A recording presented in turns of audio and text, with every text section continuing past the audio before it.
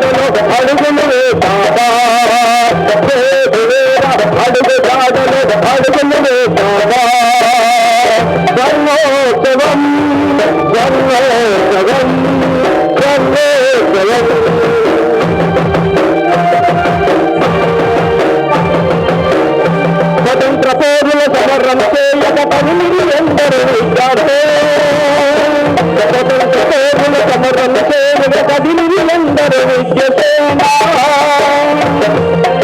వీరనేరరా విశ్వభూమి సాగరా దేశమాత శేషభూమి తిరుగుబాటు చేయరా తెలుగు వీరనేరరా విశ్వభూమి సాగరా దేశమాత శేషభూమి తిరుగుబాటు చేయరా मेरा रंग दे मेरा रंग दे मुझे रंग दे बसंती चोला मेरा रंग दे बसंती चोला मेरा रंग दे बसंती चोला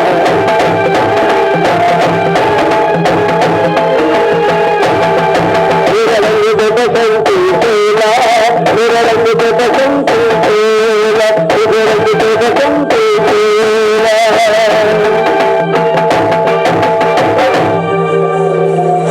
సమయాన్ని బట్టి జిందాబాద్ జిందాబాద్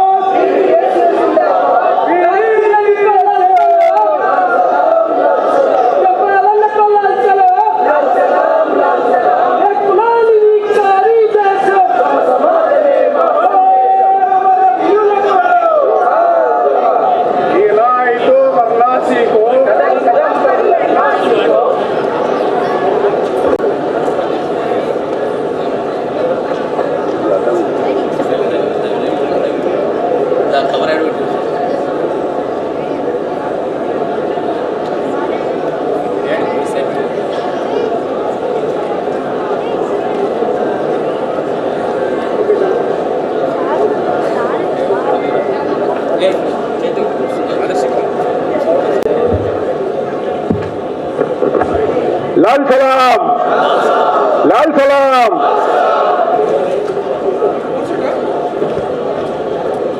मेरे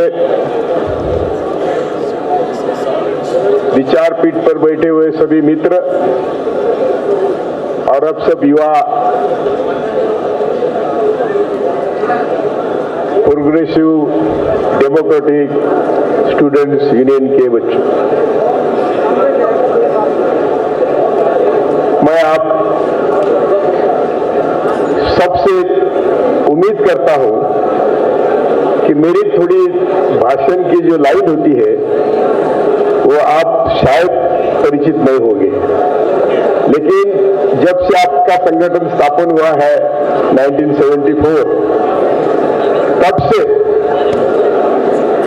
मैं बोल रहा हूं, जब मैं सिर्फ वकील था और मैं बोल रहा था कि हमारे सही दुश्मन पहचानने में हमारी गलती हो गई है। आप कैपिटलिज्म के खिलाफ लड़ रहे हैं और आप सब लोग वॉइस ऑफ द वॉइसलेस है, मैं जानता हूं, लेकिन हमारे सभी समस्याओं की जड़ हजारों साल से है, और जो जड़ है जो हमें स्वतंत्र विचार करने नहीं देती,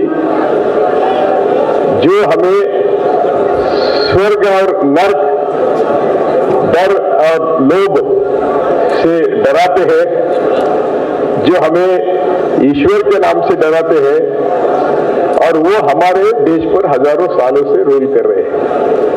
तो हमारे दो शत्रु है, एक ब्राह्मण्यवाद और दूसरा भांडवलशाही यानी पूंजीवाद।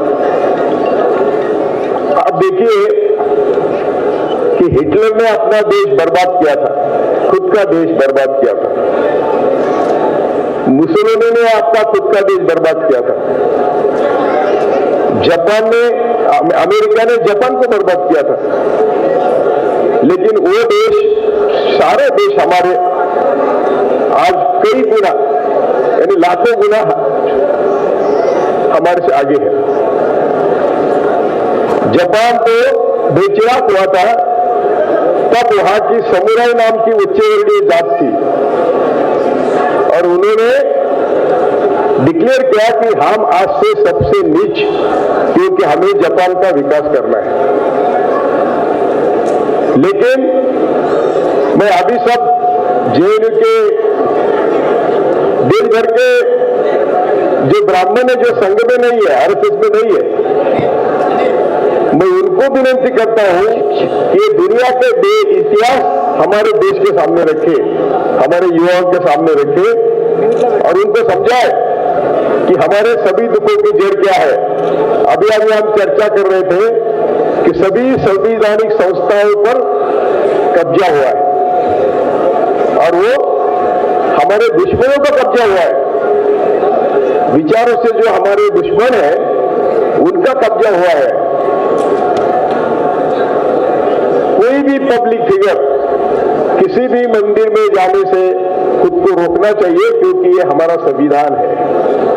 संविधान कहता है कि जो आपको करना है उसका दिखावा मत करो। कोई भी पब्लिक फिगर है वो राम मंदिर का पुजारी नहीं बन सकता है। प्राइम मिनिस्टर, चीफ जस्टिस, जजेस तो ओपनली बोल रहे हैं कि मनुस्मृति का संविधान होना चाहिए। डॉक्टर बाबा साहेब अम्बेडकर, पंडित जवाहरलाल नेहरू और कई लोग थे जिन्होंने अपनी जान लगाकर संविधान बनाया है। संविधान में जो प्रावधान है या जो वोटिंग का राइट है, उसके लिए भी उन लोगों को बहुत कष्ट करना पड़े हैं। हम वोटिंग पैसे से देते हैं, किसी जाति से देते हैं, और जैसे आप जैसी पार्टियां हैं उनको मान्यता नहीं मिल रही है, पार्लियामेंट में जाने की संधि नहीं मिल रही है। एक आध दूसरा जाता है पार्लियामेंट में तो वो बोल नहीं सकता ज्यादा। जो हो रहा है आज उसकी सब जड़ है, जड़ हम समझनी चाहिए। जैसे कि हम अभी टीवी देखते हैं तो अभी बच्चे हैं, उनको समझना चाहिए कि कोई थम्सअप पीता है और आकाश में उड़ता है, कोई साबुन लगाता है और घोड़ा होता है, एक होता नहीं कभी। ये सब हम सबको फंसाने की चाल है। कोई ईश्वर दिखाता है कोने में घर के और उससे मिल गया, किसी को कुछ नहीं मिला आज तक। ईश्वर या मूर्ति ये देखने की चीज ही नहीं, ये किसी को कुछ नहीं देती है। वैसे ही ये जो सब ये दोनों ब्राह्मणवाद और कैपिटलिज्म की, पूंजीवाद की एक साठगांठ है। तुम घर पे नाम पे लूटो, हम आर्थिक नाम पे लूटेंगे। और हम सब लोग रात दिन एक मिनट में नहीं जाता है, हम इनके लिए टैक्स देते हैं, उनके लिए पैसे देते हैं। आजकल तो छाछ पर भी टैक्स है। और ये जीएसटी, ये जो मोदी खुद सीएम थे तो जीएसटी को विरोध करते थे। पहला मोदी ने जो हमारे ऊपर हमला किया वो नोटबंदी का किया, बाद में जीएसटी का किया। और जब कोविड आया तो हमें थालियां बजाने, दिए लगाने की बात करी, साइंस की बात नहीं करी। दुनिया में हमारे सबसे ज्यादा लोग मर गए हैं और वो आंकड़ा भी हमें सही आंकड़ा नहीं मिलता है। अभी हम बात कर रहे थे कि यहां से बाहर कैसे निकलेंगे। इतना सादा रास्ता नहीं है, सीधा रास्ता नहीं है। आप लड़ते हैं ये बहुत अच्छी बात है, संघर्ष ही जीवन है और संघर्ष के बिना कुछ नहीं होगा। लेकिन वो संघर्ष किसके खिलाफ होना चाहिए, हम किसके साथ किसके खिलाफ लड़े, ये हमारी दिक्कत है, हमें समझाया नहीं जाता। और ये जो हो रहा है क्योंकि हजारों साल से हो रहा है, हजारों सालों से हो रहा है। मैंने अभी उदाहरण दिया आपको कि तीनों देश बर्बाद हुए थे, हमारा देश कभी बर्बाद नहीं हुआ। मैं तो कहता हूं कि आप इतिहास पढ़िए, मुगलों के जमाने में हमारे भारत की जीडीपी नंबर 1 थी, हमारे भारत का एक्सपोर्ट नंबर 1 था। हमारे बंदर में जितने जहाज थे वो जहाज यूरोप अमेरिका मिलके भी नहीं थे। छत्रपति शिवाजी ने नेवी करी थी। और छत्रपति शिवाजी महाराज ने पहले मनुस्मृति को धक्का दिया था। जो नीचे के तबके के लोग हैं पिरामिड में, उनको सत्ता दी, उनको किलेदार बनाया, और जो मुसलमान थे उनको अपने सैन्य में लिया। हिंदू मुसलमान कुछ नहीं था। आज जो बोल रहे हैं कि शिवाजी हमारा है, उनका राज्याभिषेक नहीं होने दिया। संभाजी महाराज को, शिवाजी महाराज को छल कपट से मारा। ये सब करके भी वो इतिहास बदलते हैं, हर दिन इतिहास बदलते हैं, हर दिन हमको झूठ परसते हैं। एक भी उनका स्वतंत्रता आंदोलन में आदमी नहीं था। एक भी किसी ने आपकी जिंदगी न्यौछावर नहीं की, संपत्ति न्यौछावर नहीं की। पंडित नेहरू ने अपनी 200 करोड़ की जायदाद जब स्वतंत्रता हुई देश को दी। उनके पिताजी ने भी सब आपका कांग्रेस को दिया था। और मैं किसी पार्टी का नहीं हूं, लेकिन मैं जानता हूं कि देश में सच नहीं बोला जाता है, और सच जानबूझकर नहीं बोला जाता है कि आप बहके रहे, आप मुद्दे पर ना आए। तो जो हमारा एजुकेशन है, अभी बोल रहे थे कि यहाँ एक भी वाइस चांसलर नहीं है, सब IAS ऑफिसर सोसाइटी का देश भर में। अभी JNU की मैं बात कर रहा था, एक लड़का मुझे मिला, विद्यार्थी मिला, तो सब उसका भव्यकरण हुआ है। JNU एक इंस्टीट्यूशन थी जहां हमारे लोग, यानी लाल सलाम वाले लोग ज्यादा थे, काम कर रहे थे, और जो देश के नेतृत्व में ही आए। लेकिन अभी वहां नहीं, देश भर बोलने की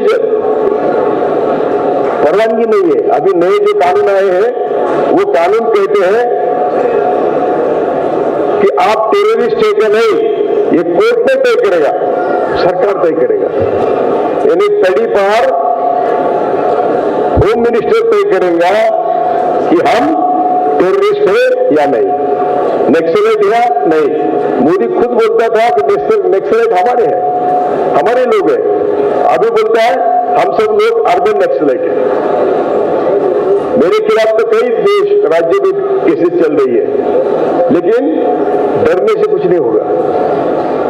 उनका काम वो कर रहे हैं, वो दमन कर रहे हैं। आज किसी का भी आवाज आप सुनते नहीं। ये आपको देखा, नाचते हुए देखा, तो मुझे बहुत अच्छा लगा। मैं आप में आपके जवान हुआ, लेकिन ये हमारी जवानी कुछ काम की नहीं है। आपको लड़ना है, आपको ही इस देश की जो धुरा है, जो कारोबार है, संभालना है। आप देखो, कहीं भी जाओ, कहीं भी जाओ, हमें स्वतंत्र बोलने की परवानगी नहीं है, और हमें स्वतंत्र बोलने की बुद्धि भी नहीं दी जाती। जो संविधान ने हमें अधिकार दिए थे, वो सब निकाल लिए। संविधान का आप पर अमल हुआ ही नहीं। क्यों नहीं हुआ? क्योंकि संविधान के खिलाफ ये जमात थी पहले से। इन्होंने तिरंगा जलाया, बाबा साहब का पुतला जलाया, ये संविधान हमारा नहीं कहा। संविधान की शुरुआत क्या होनी चाहिए, इस पर भी बहस हुई थी। वो बोले थे ओम नमो गणेशाय करा, आर्यवर्त करा, उसके ऊपर डॉक्टर बाबा साहब अम्बेडकर को वोटिंग लेना पड़ा, और वोटिंग लेकर बाबा साहब ने फिर हम भारत के लोग ऐसे संविधान की शुरुआत करी, क्योंकि हम भारत के लोग भारत के मालिक हैं। लेकिन हमें मालकीना हक दिया संविधान ने, वो हमको कोई बताता ही नहीं, बोलता ही नहीं है। और जब हम भारत के लोग हैं, भारत के मालिक हैं, जब हमने सबको सामाजिक, आर्थिक, राजकीय न्याय कबूल किया है, तो सामाजिक न्याय की भाषा होती ही नहीं। अभी मैं एक बेटी से चर्चा कर रहा था, तो हमारे में जाति नहीं है, हम जाति बीति मानते नहीं है। ये बोलने से नहीं होता। यदि कोई दलित लड़का, दलित लड़की बहुत रईस है, बहुत पैसे इसके पास, तो भी ब्राह्मण स्वीकारता नहीं है। किसी भी पार्टी में हो तुम, किसी भी धंधे में हो तुम, क्योंकि ये सामाजिक विषमता हम समझते नहीं है।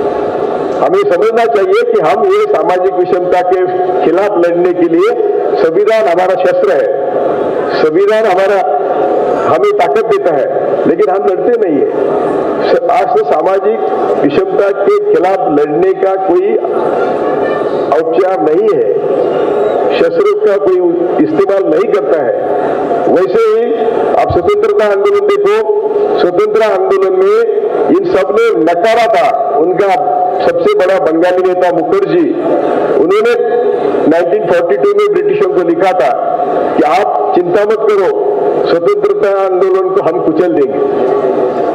गोलवलकर ने कहा कि आप ब्रिटिशों को लड़ने से क्यों समय गंवाते हैं, हमको तो हमारे शत्रु तो मुसलमान और क्रिश्चियन है। सावरकर ने यही कहा। टिळक ने कहा कि हम अंग्रेजों को सत्ता देने को तैयार है, लेकिन उन्होंने इस देश के ब्राह्मणों को सत्ता देनी चाहिए। यदि वो इस देश के ब्राह्मणों को साथ लेते हैं तो हम अंग्रेजों को जाने को नहीं कहेंगे। ये सभी लोग जो बाहर से आए, जो भी आए, क्या हो गया है, बच्चों को अंग्रेजी चाहिए, हिंदी चाहिए, क्या चाहिए?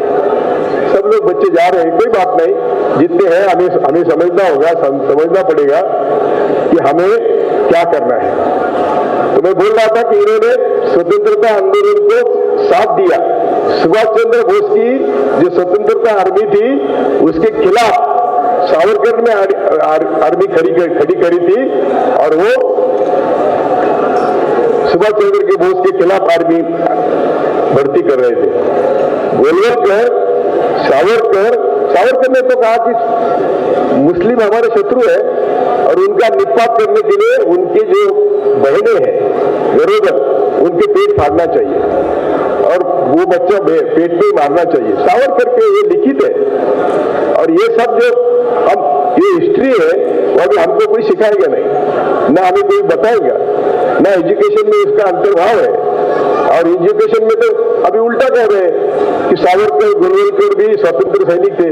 सावरकर ने जो अपनी जिंदगी में लिखा है, जितना भी लिखा है,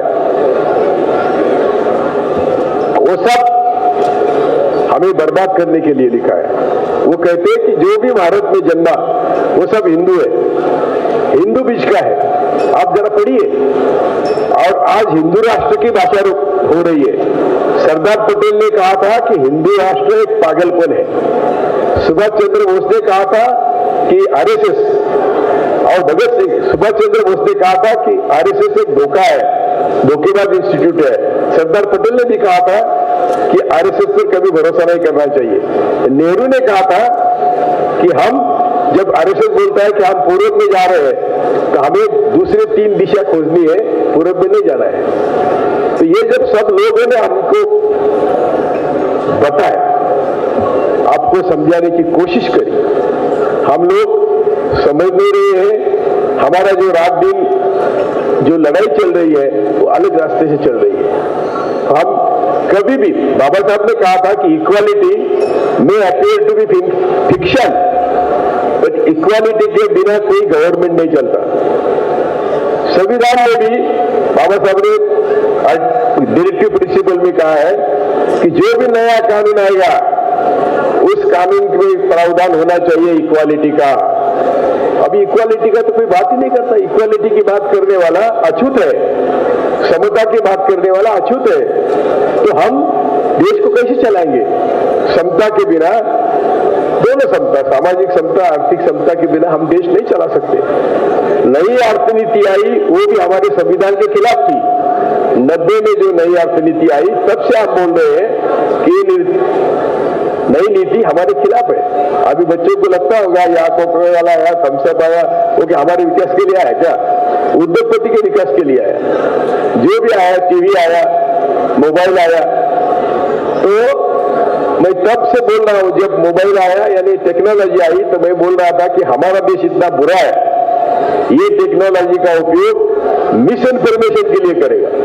क्या कर रहा है व्हाट्सएप, क्या कर रहा है हमारा टीवी, रात दिन टीवी क्या कर रहा है? हमको गलत रास्ते ले जा रहा है और मोदी कर रहा है। सभी पूंजीवादियों ने ब्राह्मणवादियों के साथ इस देश का आज बर्बादी करी है। देश की इकोनॉमी 100% बर्बाद हुई है। और वैसा नहीं, इतना ही नहीं कि मोदी ने जब 70 साल में लोगों ने सभी सरकारों ने मिलकर 54 लाख करोड़ का कर्ज लिया था, अभी मोदी ने 2 लाख 10 NL 4 पट 3 पट कर्ज लिया है। और क्या क्या कर्ज का क्या लिया? खुद का एरोप्लेन लिया है, रिश्ता बनाया। जब लोग मर रहे थे तो सेंट्रल रिश्ता बना रहे थे। जब इतना अच्छा पार्लियामेंट है और वो लीक हो रहा है, राम मंदिर लीक हो रहा है, रास्ते खत्म हो गए, बिहार के सब ब्रिजेस गिर रहे हैं। क्या क्या कारण क्या है? जो पैसा आया वो पैसा उन्होंने देश के विकास के लिए नहीं लगाया। तो ये पैसा ये आमदार खासदार खरीदी करने के लिए लगाते हैं। कर्नाटक में क्या हुआ, महाराष्ट्र में क्या हुआ, मध्य प्रदेश में क्या हुआ? 50-50 करोड़ का सौदा करके एमएलए को खरीदा। और ये खरीदा, ये लोकशाही नहीं है, ये डेमोक्रेटिक ये नहीं है। आपका जो संविधान है, आपकी जो संस्था है, आप तो डेमोक्रेसी जानते हैं। तो ना वो इलेक्टेड सरकार को चलने देते हैं, ना किसी समाज को खुशी से रहने देते हैं, ना जस्टिस देते हैं। क्या जस्टिस की उम्मीद है क्या? 10 साल में सुप्रीम कोर्ट ने क्या किया? एक भी ऐसा डिसीजन नहीं। और फिर सिर्फ अभी देखो कि कश्मीर अच्छा चल रहा था, उनका जीडीपी, उनका एम्प्लॉयमेंट देश में सबसे अच्छी थी, उनके लिए सबका रोजगार था, खत्म कर दिया। लक्षद्वीप खत्म कर दिया, जहां अच्छे लोग रहते थे। मैं खुद जाके आया हूं कश्मीर में, लक्षद्वीप में, तो जो सब अच्छा चल रहा था उसको बर्बाद किया। यानी जब शत्रु होता है और जिसको लड़ाई में जीत नहीं मिलती है, हार मिलने वाली है, तो सभी देश का प्राण बाय प्राण बर्बाद करके आगे चलता है। ये जो आगे चल रहा है उनका, वो हम सबकी बर्बादी है। वो जो हम उनको वोट देते हैं या उनके खिलाफ लड़ते नहीं, उनको लगता है कि हमारा चल रहा है। देखो ना, बाबरी मस्जिद गिराई, कुछ कारण नहीं था। महात्मा गांधी का खून किया, कुछ कारण नहीं था। जब जब देश को अच्छे दिन आने की कोशिश होती है, अच्छे दिन लाने की कोशिश होती है, तब भारत में ये लोग गड़बड़ करते हैं। महात्मा गांधी का खून किया, महात्मा गांधी के खून का प्रयास 1935 से चल रहा था। पाकिस्तान का उसका कोई संबंध नहीं था, लेकिन वो कर रहे हैं, उनको करना पड़ रहा है क्योंकि उनको आपको बहकाना है। बाबरी मस्जिद की लड़ाई 500 सालों से कुछ नहीं था, लेकिन वो 92 में, यानी 91-92 में नई अर्थनीति आई, तब बाबरी मस्जिद हुई, तब यात्रा निकाली। यानी दोनों, जब तक आप कुछ कर रहे हैं तो वो देश को खत्म करते हैं। मैं सभी मोदी छोड़ के सभी प्राइम मिनिस्टर को मिला हूं, सबसे मैंने चर्चा करी है और सबका कहना है कि हम नाकाम रहे। वीपी सिंह, चंद्रशेखर, नरसिंह राव तो मेरे घर आए थे और सब हमारी उसके ऊपर चर्चा हुई कि बाबरी मस्जिद आपने क्यों ढोने दी वगैरह। बाकी सब इतिहास में बताने की बात नहीं कर रहा हूँ, बोलने की बात नहीं कर रहा हूँ। लेकिन ये जो सब हुआ है, इसकी सभी की जड़ मैं बोल रहा हूँ कि ब्राह्मणवाद है। हमें ब्राह्मणवाद को समझना होगा, ब्राह्मणवाद के खिलाफ लड़ना होगा। और ये लड़ाई हजारों साल से चल रही, हम जीत नहीं सकते, लेकिन तो भी लड़ना है। तो उनको थोड़ा ब्रेक लगता है, वो थोड़े डरते हैं, वैसे वो बहुत डरपोक है। लेकिन आपका संगठन के मुझे बोला कि 4 संगठन हुए, पीडीएस के 4 संगठन हुए। क्यों होते हैं? काम तो एक ही है, लड़ते तो सब मिलके लड़ते हैं, तो कुछ और नतीजा आता। मैं बॉर्न कम्युनिस्ट हूँ, मेरा गांव सब कम्युनिस्ट था। महाराष्ट्र में कम्युनिस्ट पार्टी अच्छी थी और मैं बॉर्न कम्युनिस्ट हूँ, लेकिन उनके कितने छेद छल के हुए। अभी तो मुझे जो मालूम है, डी राजा की पार्टी है, सीताराम येचुरी बेचारे गए, उनकी पार्टी में सबको मिलाओ। ये अपने आचार्य भट्टाचार्य जी है, सबको मिला, लेकिन रिजल्ट नहीं है, रिजल्ट आने की कोई उम्मीद नहीं है। इसलिए मैं आपको इतना ही संदेश देना चाहता हूं। मैं बहुत दुखी हूं कि मुझे लगता है कि आपको लगता है हम एम्प्लॉयमेंट के बारे में बोलेंगे, हम महंगाई के बारे में बोलेंगे, हम एजुकेशन के बारे में बोलेंगे, जो सब हमारे प्रॉब्लम है वो सब अभी आपने महात्मा फुले की हिस्ट्री पढ़ी होंगी तो उन्होंने हमको पढ़ाया, लेकिन उन्होंने हमको क्यों पढ़ाया ये हमको किसी ने पढ़ाया नहीं। महात्मा फुले बोलते थे कि ये जो व्यवस्था है जिसने आपको पढ़ने नहीं दिया वो हजारों साल से आपको पढ़ने का अधिकार नहीं था, तो वो पढ़ने का अधिकार मैं आपको दे रहा हूं इसलिए कि जिसने आपको पढ़ने की मनाही करी थी उनके खिलाफ लड़ने के लिए, संघर्ष करने के लिए हमने पढ़ना चाहिए। हम कौन पढ़ते हैं वैसा? हम तो पढ़ते हैं अच्छी नौकरी मिले, अच्छा प्रमोशन मिले, हम क्या व्यवस्था के खिलाफ लड़ते हैं? तो हमें सभी जड़ों की खोज करनी है और वो जड़ है मेरे मुताबिक, मैं अभी 83 साल का हूं और 83 साल में मैं ये बोल रहा हूं, क्यों बोल रहा हूं तो मेरा एक्सपीरियंस है और ये सब जो बातें हो रही है, मैं बोल रहा था मेरी बेटी को कि मेरा भाषण हिंदी में बोलूं या अंग्रेजी में बोलूं और ये अपील होगा कि नहीं, तो भी मैं इतनी दूर से आया तो मुझे मेरा आपको न्याय देना मेरा काम था। मैंने आपको बोला कि आज की सभी दुख, हम बाहर गिरते हैं, बाहर जाते हैं तो भी हमारी दुखों की जड़ वही ब्राह्मणवाद और कैपिटलिज्म, पूंजीवाद है। जय भारत, लाल सलाम। सब तालियां में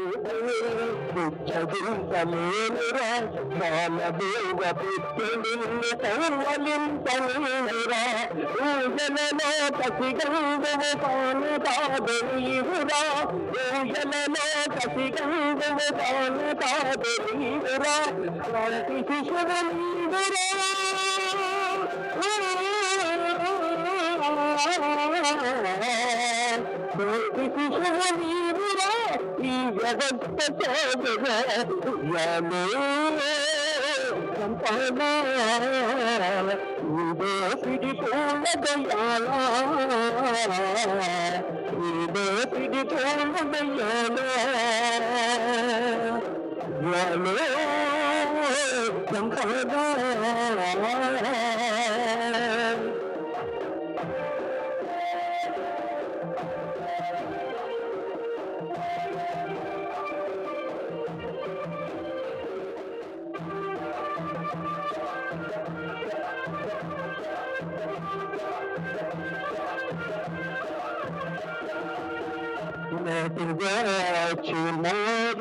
చూడు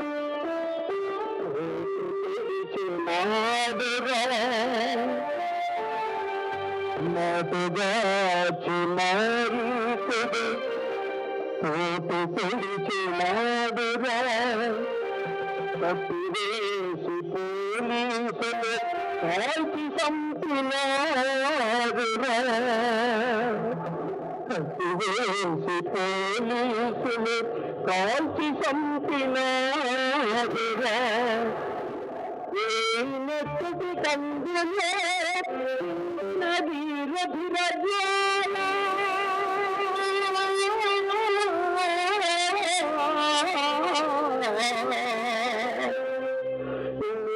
నెత్తి కందులో నదీర భిరజాల అందరూ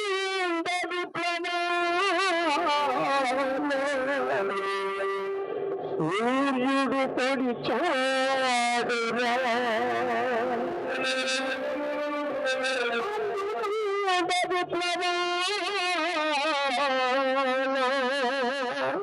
సూర్యుడు పొడిచాడురా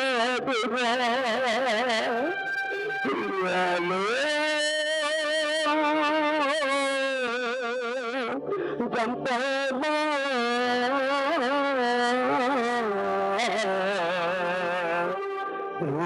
దోపిడి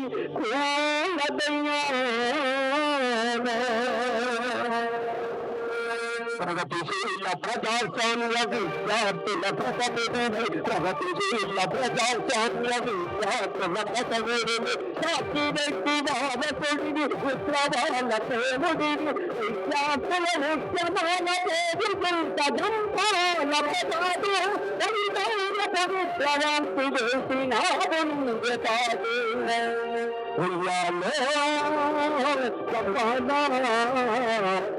దోపిడి పూల దయ్యాలా దోపిడి పూల దయ్యాలా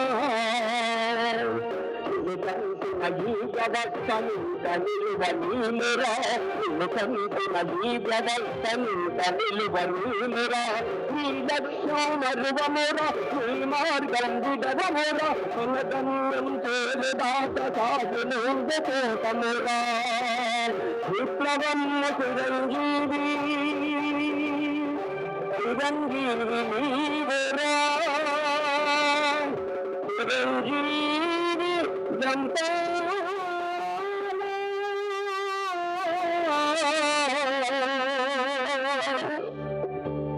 చిరంజీవి జంపాల చిరంజీవి జంపాల ఉయ్యాలో సంపద దోపిడి పూల దయ్యాలా దోపిడి పూల దయ్యాలా దోపిడి పూల దయ్యాలా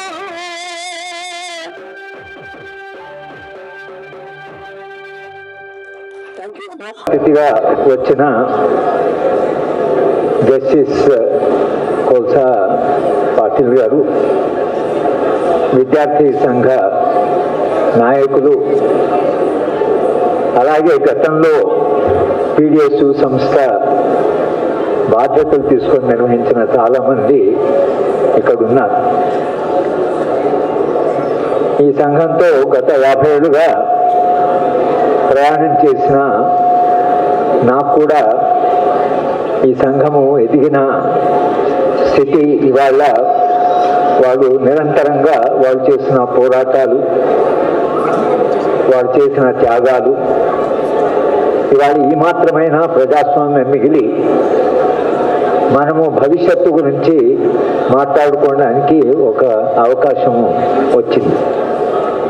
ఈ 50 మన త్యాగాలు, మన పోరాటాలు ఒకవైపు నడుస్తూనే వ్యవస్థలో మనం ఊహించినటువంటి మార్పులు వచ్చాయి. నేను కాకతీయ విశ్వవిద్యాలయంలో పనిచేసినప్పుడు ప్రొఫెసర్ వినాయక్ రెడ్డి గారు ఇక్కడ ఉన్నారు. ఆయన అప్పటి PDSU నాయకులు. అలాగే పులి అంజయ్య గారు, ఆయన RSU నాయకులు. వాళ్ళందరితో కలిసి పనిచేశాను నేను. ఆ కాలం నుంచి ఇప్పటిదాకా PDSUతో మీ ఆటుపోటుల్లో నేను పాలు పంచుకుంటూనే ఉన్నాను. 50లో మనం ఊహించిన సమాజము, మనం ఊహించిన మార్పులు, మనం ఊహించిన రీతిలో కాకుండా సమాజము ఒక వక్రీకరణకు గురై ఇవాళ మనం ఎక్కడికి చేరుకున్నామంటే భారత రాజ్యాంగంలో ఉండే విలువలు, భారత రాజ్యాంగంలో ఉండే స్వప్నము. కోల్సే పాటిల్ గారు ఈక్వాలిటీ గురించి, జస్టిస్ గురించి, న్యాయ వ్యవస్థ గురించి ఆయన మాట్లాడారు. సమాజంలో వస్తున్న బ్రాహ్మణీదాన్ని గురించి మాట్లాడారు. బ్రాహ్మణీయ వ్యవస్థ అది మౌలికంగా అందరికీ సమాన విద్య అనేది అంగీకరించదు. అందరు మనుషులు సమానం అనేది కూడా అంగీకరించదు. సమానమైన విద్య అనేది అందరికీ విద్య ఎందుకు అని ఆయన రాసిన మనుస్మృతిలో విద్య అనవసరం, విద్యను ఆయన నిరాకరించాడు. మొత్తంగా అందరు చదువుకున్నంత కేవలం బ్రాహ్మణులు, క్షత్రియులు, అప్పర్ కాస్ట్ ఉన్నత కులాలు తప్పించి శ్రామిక జనం ఎవరైతే ఈ దేశ సంపద సృష్టిస్తున్నారో వాళ్ళకు విద్య ఎందుకని, వాళ్ళకుండే జ్ఞానము, వాళ్ళకుండే శ్రమ, వాళ్ళు చేస్తున్న ఈ దేశ సంపద సృష్టి అది జరుగుతూనే ఉంది. కానీ సంపద సృష్టి చేసేవాడికి అక్షరాలు రావడము, చదువుకోవడము, రాయడము రాకూడదు అనేటువంటి ఒక దుర్మార్గమైనటువంటి ఒక తాత్విక భావన బ్రాహ్మణిజానికి ఉంది. మన ఇవాళ చేరుకున్న దశ 50 ఏళ్ళుగా మనం చేసిన కృషి అటువైపు నుంచి ఇంకొక ప్రమాదమైన భావజాలం అటువైపు నుంచి వస్తున్నది. ఈ ప్రమాదమైన భావజాలం ఇవాళ రాజ్య వ్యవస్థలో కూడా వచ్చేసి మనము ఈ రాజకీయ వ్యవస్థ, ఈ రాజ్యం మారాలి, ఈ రాజ్యము పేదల పక్షాన ఉండే రాజ్యం కావాలి, పేదల రాజ్యం కావాలి అని మనకో స్వప్నం ఉంది. కానీ ఇవాళ అధికారంలోకి వచ్చినటువంటి వాళ్ళు అటు సామ్రాజ్యవాదం, ఇటు భూస్వామ్య భావజాలం, ఇవి రెండు కూడా విద్యారంగం మీద ఒక విపరీతమైన దాడి చేసి సామ్రాజ్యవాద భావజాలం, ప్రపంచ బ్యాంకు వాళ్ళు స్పష్టంగా విద్య, ఉన్నత విద్య ముఖ్యంగా అది సమాజము లేదా రాజ్యం ఇవ్వాల్సిన అవసరం లేదు, అది non merit hood. Non merit hood అంటే మీరు ఉన్నత విద్య చదువుకుంటే చదువుకున్న వాళ్ళకి ఎక్కువ లాభం, కానీ సమాజానికి లాభం లేదండి. వాళ్ళ అనడం ఏంటంటే మీరు చదువుకుంటారు, డాక్టర్లు అవుతారు, ఇంజనీర్లు అవుతారు, ప్రస్తుతం మీకు జీతాలు వస్తాయి, కనుక మీరు చదువుకున్న చదువు మీకే ఉపయోగపడుతుంది కానీ సమాజానికి ఎలా ఉపయోగపడుతుంది, కనుక ఇది నాన్ మెరిట్ హుడ్ అని ప్రపంచ బ్యాంకు దాన్ని అలా నిర్వచించింది. అటువైపు నుంచి ఆ దాడి, దాంతో ఇవాళ ఉన్నత విద్యకి యూనివర్సిటీ గ్రాంట్ కమిషన్ అంటే నాకు షాక్ లాగుంది. 6,000 కోట్ల బడ్జెట్ నుంచి దాన్ని 2,000 కోట్లు చేశారు. 60% ఉన్నత విద్యకి UGC గ్రాంటు ఇవాళ బడ్జెట్లో లేదు, స్కాలర్షిప్స్ లేవు. తర్వాత మనకు ఉండేటువంటి టెక్నాలజీ, దాని అవసరాలు అవి లేవు. తర్వాత కాన్ఫరెన్స్లు లేవు, సెమినార్లు లేవు. జవహర్లాల్ నెహ్రూ యూనివర్సిటీ బడ్జెట్ 60% తగ్గించి మీరు కాన్ఫరెన్స్ పెట్టుకోవాల్సిన లేదు, చర్చలు, ఉపన్యాసాలు ఇవ్వాల్సిన అవసరం లేదు, మీరు డిస్కషన్ చేయవలసిన అవసరం లేదు, జీతాలు తీసుకోండి, క్లాస్ రూమ్లో చదువు చెప్పండి, ఆ చదువు కూడా ఏం చెప్పాలి అనేది వాళ్ళే నిర్ణయిస్తామట. ఇటువైపు నుంచో భారతదేశంలో ఉండే భూస్వామ్య భావజాలం ఏదైతుందో అది కూడా ఒక రకంగా అది బలపడుతూ వచ్చింది.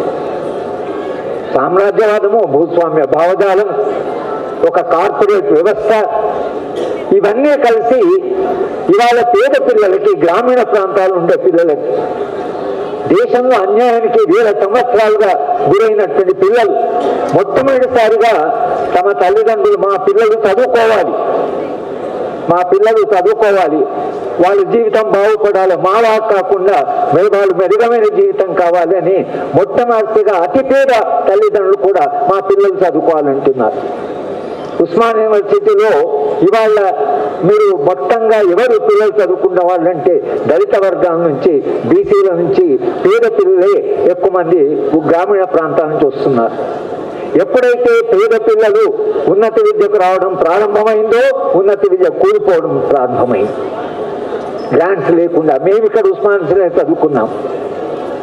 మా కాలంలో నిజంగానే చాలా ఫెసిలిటీస్ ఉండేవి. లైబ్రరీలో బోర్డు అండ్ జర్నల్స్ వచ్చేవి, ఫ్యాకల్టీ ఉండేది. మాకు ఒక ఖాళీ వస్తే దాన్ని అడ్వర్టైజ్ చేసి ఇమీడియట్గా నింపేవాళ్ళు.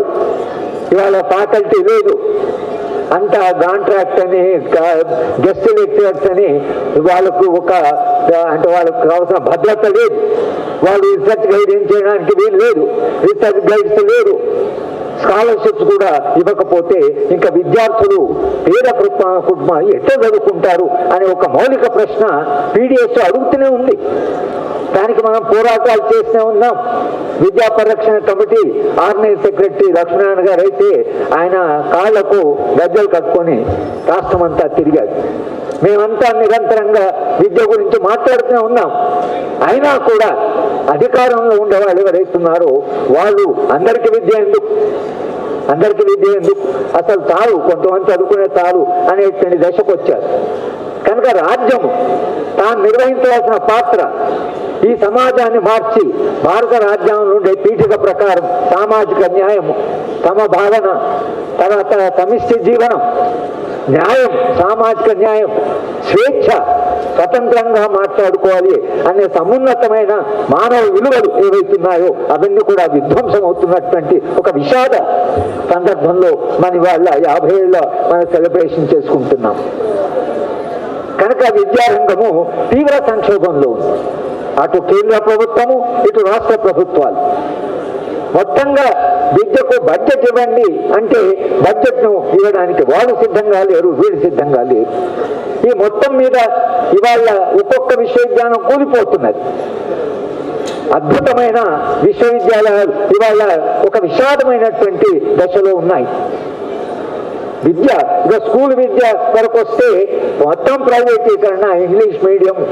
మేమంతా తెలుగు మీడియం చదువుకున్నాం, కానీ ఇప్పుడు తెలుగు మీడియం అంటేనే మన మీద పడేటువంటి ఒక దశ వచ్చింది. మేము తెలుగు మీడియంలో చదువుకున్నాం, అయినా మాకు ఇంగ్లీష్ వచ్చింది, కానీ తెలుగులో ఎందుకు చదువు? మొత్తం ఇంగ్లీష్లోనే చదువు అంటే పిల్లవాడికి తల్లిదండ్రులు మాట్లాడే భాషతో స్కూల్ పోతాడు. నువ్వు మొత్తం అంటే టామరెంట్రీ అని నువ్వు చెప్తే వాడికి ఏమర్థం టామరెంట్రీ అంటే మళ్ళీ తెలుగులో చెప్పాలి, ఇంగ్లీష్ కూడా తెలుగులో చెప్పాలి. అంటే ఇది ఒక విచిత్రమైన సందర్భం.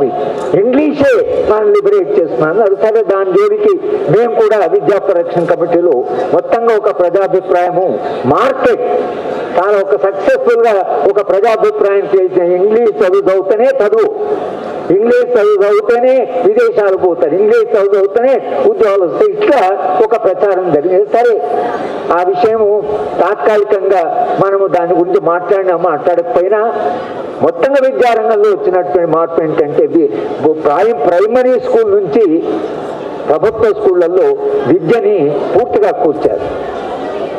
హై స్కూళ్ళల్లో టీచర్స్ లేరు, ఫెసిలిటీస్ లేవు. మేమన్నా చిరాక్ స్కూల్ అని ఉంది, వాడు 15 లక్షలు 20 లక్షలు మా స్టూడెంట్ అక్కడ పనిచేస్తే వెళ్తే వాళ్ళకు ఉండే ఫెసిలిటీ, మోడర్న్ క్లాస్ రూము, పెద్ద ఆడుకోవడానికి ఒక ఆట స్థలము, అంతా టెక్నాలజీ అంతా వాడు చేసి వాడు లక్షల రూపాయలు ఎవరు పోతున్నారు అక్కడికి? లక్షల రూపాయల ఆదాయాలు కోటీశ్వర్ల పిల్లలు అక్కడికి పోతున్నారు. మనం ఎక్కడున్నాం? మనం ప్రభుత్వ స్కూళ్ళు ఉన్నాం. మన ప్రభుత్వ స్కూల్ ఏమైంది? అట్లా నడిపలేదా ప్రభుత్వం? నడుపుతారు. నవోదయ స్కూల్ అని నడుపుతున్నారు, బాగానే నడుపుతారు. అన్ని స్కూళ్ళని నవోదయలాగా మాట్లాడి గవర్నమెంట్ రన్ చేస్తున్న స్కూలే కదా. అందరి పేద పిల్లలకి నాణ్యమైన విద్య ఇవ్వండి, సమానమైన విద్య ఇవ్వండి, ఉచితమైన విద్య ఇవ్వండి అని మనము విద్యా పరిరక్షణ కమిటీ తరఫు నుంచి దేశవ్యాప్తంగా ఉద్యమ నిర్మాణం చేసాం. అయినా మన బలం సరిపోదండి. మన ఆ ప్రజాభిప్రాయాన్ని, ప్రజా ఉద్యమాన్ని మనము ఎంత స్థాయిలో మనం నిర్మించలేకపోతున్నాం. అయినా మనం పోరాడుతున్నాం. ఎందుకంటే మనకు భవిష్యత్తు మీద విశ్వాసం, ఒక మంచి సమాజం వస్తుంది అని విశ్వాసం, మనుషులందరూ గౌరవించే సమాజం, మనుషులంతా సమానంగా జీవించే సమాజం, మనుషులంతా భద్రతతో జీవించే సమాజం, మనుషులంతా ఆత్మగౌరవంతో జీవించే సమాజం, మనుషులుగా జీవించే సమాజం వస్తుందనే కళ మనకున్నది, మనకు ఆ స్వప్నం ఉన్నది. ఇప్పుడు కాకుండా రేపైనా పేద ప్రజలు ఒక నాణ్యమైన విద్య కావాలి, సమానమైన విద్య కావాలి, తప్పకుండా పోరాడతారు. తమ అనుభవం ద్వారానైనా రేపైనా ఈ దేశంలో ఉండేటువంటి అశేషమైన పేద ప్రజలు మా పిల్లలకి మంచి చదువు రావాలి అని వాళ్ళ అనుభవం ద్వారా తెలుసుకున్న తర్వాత అయినా ఈ దేశంలో ఆ డిమాండ్ రాక తప్పదు. ఆ ప్రజా చైతన్యానికి ప్రజలకి మన దగ్గరికి వెళ్ళి మనం మాట్లాడేటప్పుడు ఈ విద్యారంగం మీద ఎందుకు అయింది, దీనికి కారణాలు ఏమిటి, ఎలాంటి విద్య కావాలి మనకు అనేటువంటిది ఏదైతుందో ఇవాళ పీడిఎస్ సంస్థ మీద చరిత్ర ఆ బరువు మీ మీద పెట్టింది. ఆ బాధ్యత మీరు తీసుకొని ఇక్కడ కూర్చున్న ప్రతి వాళ్ళు కూడా మనందరం కూడా ఏంటి విద్యారంగం ఇలా అయిపోయింది, లెక్చరర్స్ లేకపోవడం ఏంటి, క్లాస్ రూమ్లు నడవకపోవడం ఏంటి, అసలు ఎందుకు ఇలా హాస్టల్స్ ఏంటి ఇట్లా నడుస్తున్నాయి, హాస్టల్లో పురుగులు ఎందుకు వస్తున్నాయి, ఎందుకు ఇలా అయింది, దేశ సంపద పెరగలేదా, చాలా సంపద పెరిగింది, దేశ సంపద చాలా పెరిగింది. 44 లక్షల కోట్ల నుంచి ఇప్పుడు 200 లక్షల కోట్ల దాకా ఇంకా ఎక్కువనే పెరిగింది. ఒక సంపన్నుడు తన కూతురు పెళ్లిని 5,000 కోట్లు పెట్టి 5,000 కోట్లు విద్య మీద ఖర్చు పెట్టి పేదవాళ్ళకి ఎంత మంచి విద్య ఇస్తుంది, పెళ్లి చేసుకోవడానికి అంత ఖర్చు పెట్టాలన్నా అంటే అది ఆ సెన్సిటివిటీ లేదు. అందరూ ప్రజలు సుఖంగా ఉండాలి, ప్రజలందరికీ మంచి విద్య రావాలి, వాళ్ళకి ఆ స్వప్నం లేదు. వాళ్ళకు ఎంతకాలం ఎలా దోచుకోవాలి, ఎలా సంపద కూడబెట్టుకోవాలని తప్పించి ఈ దేశం ఏమైపోతుంది అనేటువంటి జ్ఞానం కానీ అటువంటి స్పృహ కానీ లేనటువంటి ఒక దశ మనకు వచ్చింది. కానీ కింద ప్రజలు ఎవరైతున్నారు వాళ్ళు తమ అనుభవం ద్వారా వాళ్ళు జ్ఞానవంతులు అవుతున్నారు, చైతన్యవంతులు అవుతున్నారు. ఇవాళ శ్రీలంకలో ఆర్మడ్ స్ట్రగల్ సాయుధ పోరాటంలో పాల్గొన్నట్టు పార్టీ వాళ్ళు అధికారంలోకి వచ్చారు, వాళ్ళు ఇద్దరు అలయన్స్ ద్వారా. గ్రీస్లో ఫార్ లెఫ్ట్ వామపక్ష భావజాలం ఉన్నటువంటి వాళ్ళు అధికారంలోకి వచ్చారు. ఇవాళ మళ్ళీ ప్రజలు ప్రపంచవ్యాప్తంగా ఒక ప్రత్యామ్నాయం గురించి ఆలోచిస్తున్నారు. ఇప్పుడు కాకుండా రేపైనా ప్రజలు తమ పక్షాన ఉండేవాళ్ళు ఎవరు అనేటువంటి ఆల్టర్నేటివ్ తప్పకుండా చూస్తున్నారు. ఈ చూసే దశలో ఈ చారిత్రక చాలా క్రిటికల్. మీ తరం ఏదైతుందో మీరు నిర్వహించిన బాధ్యత, వాళ్ళ జంపాల ప్రసాద్, జార్జ్ రెడ్డి వాళ్ళందరూ మనం మాట్లాడుకుంటున్నాం, వాళ్ళ అమరత్వాన్ని గురించి మాట్లాడుకుంటున్నాం. వాళ్ళ మనం ఇక్కడ కూర్చొని మాట్లాడి మనం ఏ మాత్రం చైతన్యం కొరకు వాళ్ళు త్యాగాలు చేశారు. ఆ త్యాగాల వలన సమాజంలో కొంతైనా కొన్ని విలువలు నిలబడ్డాయి. ఆ త్యాగాలు ఊరికేం పోవు. కనుక ఆ త్యాగాల స్ఫూర్తిలో ఒక కొత్త స్వప్నం కొరకని, ఒక కొత్త సమాజం కొరకని, ఒక నూతన మానవుడి కొరకని మనము నిరంతరంగా కృషి చేయవలసి ఉన్నది. ఇక్కడ కూర్చున్న మిత్రులందరూ కూడా నాకు తెలుసు మీ సామాజిక నేపథ్యం ఏంటో. కనుక మీరు వాళ్ళ ఈ 50 ఏళ్ల సందర్భంలో గత చరిత్ర గుర్తు చేసుకుంటూ, గత చరిత్ర సమీక్షించుకుంటూ ఒక భవిష్యత్తు సమాజం కొరకు, మనకు రాబోయే మంచి సమాజం కొరకు మీరు కృషి చేయాలని, విద్యారంగం నిర్వహించవలసిన పాత్ర కూడా ఒక నూతన మనిషిని సృష్టించాలి అనేటువంటి ఒక స్వప్నం విద్యారంగానికి ఉండాలి. అది సిలబస్ ఉండాలి, కరికులంలో ఉండాలి, ఉపాధ్యాయులకు ప్రాపంచిక దృక్పథం ఉండాలి. మంచి సమాజం కావాలి అనే కోరిక లేని వాడు మంచి టీచర్ కాలేదు. ఎందుకంటే నువ్వు దేని కొరకు చదువు చెప్తున్నావు? సామాజిక మార్పు రావాలి కదా. సామాజిక మార్పులో విద్య తన పాత్ర నిర్వహించకపోతే చరిత్రకి ఎంత అన్యాయం జరుగుతుంది. కనుక విద్యారంగంలో ఉన్న విద్యార్థులందరూ కూడా ఈ ఉద్యమంలో మీరు మరింత పట్టుదలగా, మరింత కమిట్మెంట్తో, మరింత అంటే మీకు ఉండే డిటర్మినేషన్తో మీరు పనిచేయవలసిన అవసరం ఉంది. ఈ 50 సందర్భంలో మళ్ళీ మీరు ఒక దీక్ష తీసుకొని ఒక ప్రతిజ్ఞలాగా మీరు పనిచేయవలసిన అవసరం ఉన్నది అనేటువంటి మాట మాట్లాడుతూ నాకు 10 నిమిషాలు సమయం ఇచ్చారు. ఇక విద్యారంగాన్ని గురించి అంటే చాలా మాట్లాడచ్చు, కానీ ఈ కొత్త ఒక చిన్న సందేశం లాగా మీకు ఇవ్వాలని నాకుంది. ఇవాళ జరుగుతున్న చాలా మంది విద్యార్థులు వచ్చారు, నాకు కూడా చాలా సంతోషం ఉంది. కానీ ఇంకా మనం సంఘటితంగా మన మధ్యన ఉన్న తేడాలన్న ప్రమాదాన్ని గుర్తించి మనం మరింత సమైక్యంగా విద్యార్థులంతా సంఘటితంగా పోరాడవలసిన అవసరం ఉన్నది కూడా ఈ సందర్భంలో. అది చెప్పవలసిన మెసేజా కాదా నాకు తెలియదు, కానీ మా ఆందోళన ఏదైతుందో దాన్ని చెప్తూ సంఘటిత ఉద్యమాన్ని నిర్మాణం చేయండి, అది చరిత్ర మీ నుంచి డిమాండ్ చేస్తున్నది అని చెప్తూ నాకు అవకాశం ఇచ్చిన మిత్రులకి ధన్యవాదాలు. థ్యాంక్ యూ సార్, ధన్యవాదాలు. Salam